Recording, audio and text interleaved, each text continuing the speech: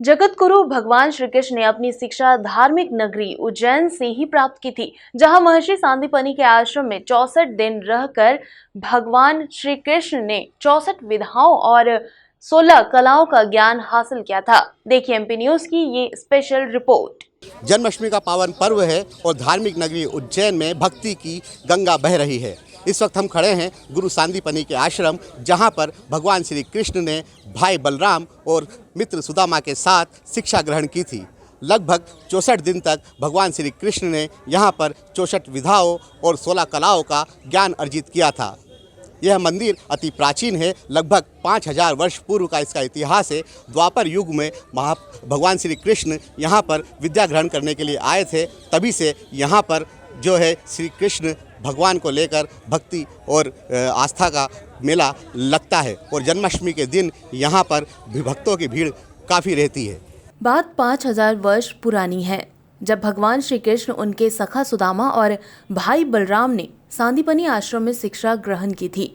यही नहीं, उनके गुरु महर्षि सांदीपनि श्री कृष्ण की लगन और मेहनत से इतने प्रभावित हुए कि उन्हें जगत गुरु की उपाधि दी।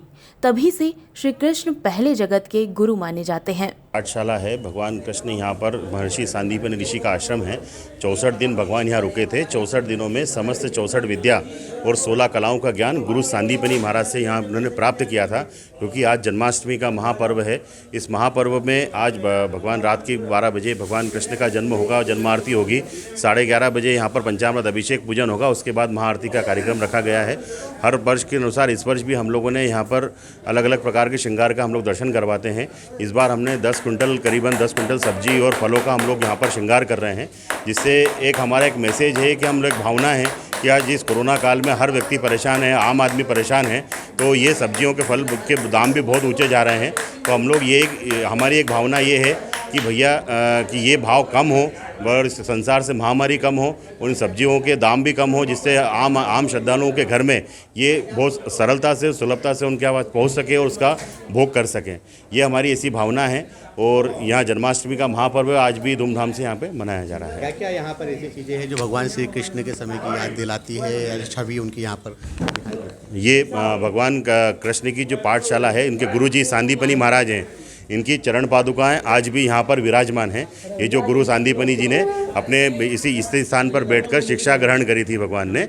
इस वक्त हम खड़े हैं गुरु सांदीपनि के आश्रम उज्जैन के। इस पौराणिक आश्रम में भगवान श्री कृष्ण ने लगभग 64 दिन रहकर 64 कलाएँ और 16 विधाओं का ज्ञान अर्जित किया था। उनके साथ भगवान बलराम और मित्र सुदामा ने भी इस दौरान यहाँ पर शिक्षा अर्जित की थी। लगभग 5000 पूर्व का यह इतिहास है, जो वेदों में, पुराणों में भी उल्लेखित है। मध्य प्रदेश का यह मात्र ऐसा स्थान है जहाँ पर साक्षात श्री कृष्ण भगवान का पदार्पण हुआ था।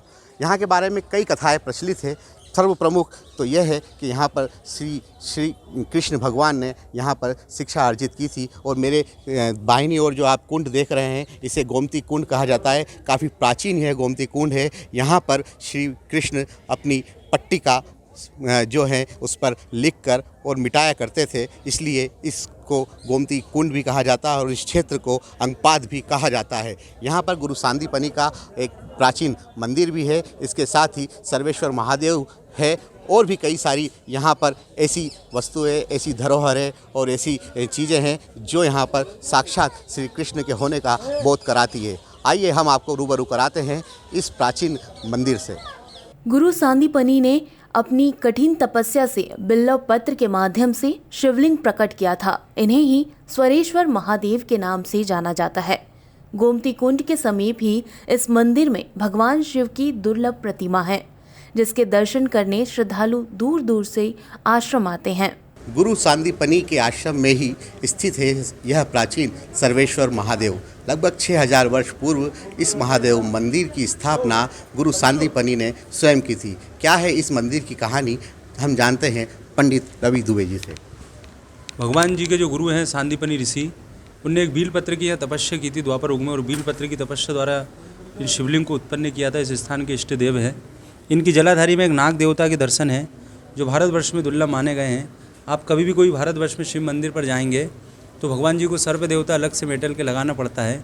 इन पर कोई भी चीज़ मेटल की नहीं लगती है। इस स्थान के ये इष्ट देव है। और इनकी कृपा से एक शांति एकांत यहाँ बना रहता है।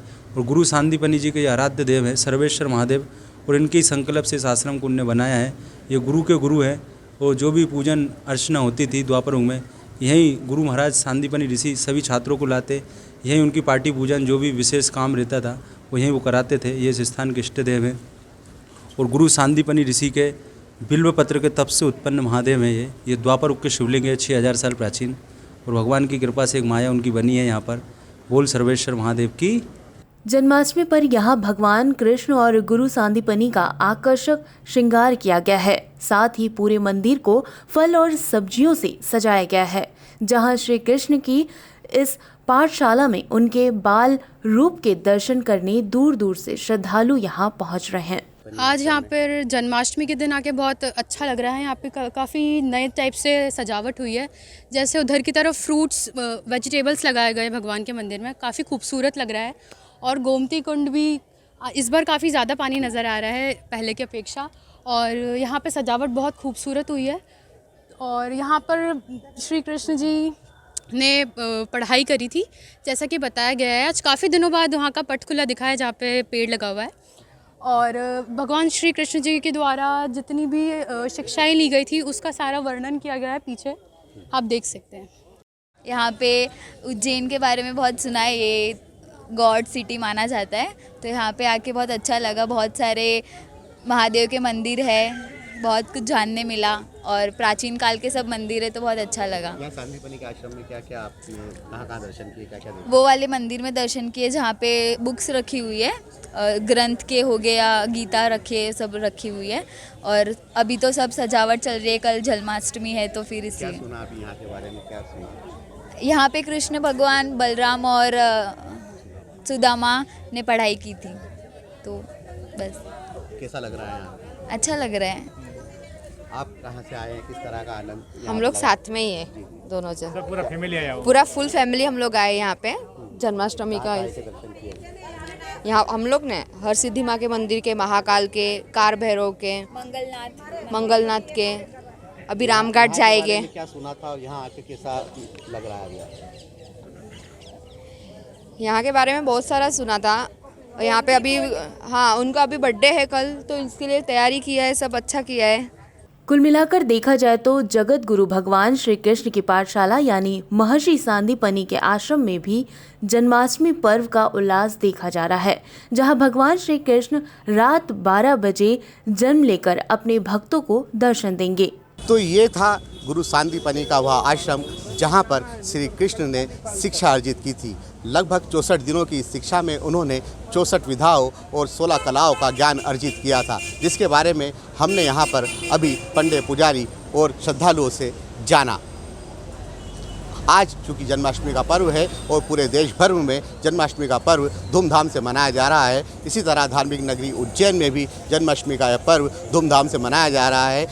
गुरु सांदीपनी के इस आश्रम के साथ ही गोपाल मंदिर और नारायणा धाम में भी यह पर्व धूमधाम से मनाया जा रहा है। काफ़ी आकर्षक साज सज्जा की गई है, लोग दूर दराज से यहाँ पर आ रहे हैं, काफ़ी वीआईपी मूवमेंट भी यहाँ रहा है। शिक्षा मंत्री के साथ ही राज्यपाल भी यहाँ पर आ रहे हैं, और जो इन दर्शनों का दौर है देर रात तक निरंतर चलता रहेगा। रात 12 बजे भगवान श्री कृष्ण और गुरु सांदीपनी की यहाँ पर भव्य आरती होगी, परंपरागत आरती होगी, जिसके बाद यह पर्व संपन्न होगा।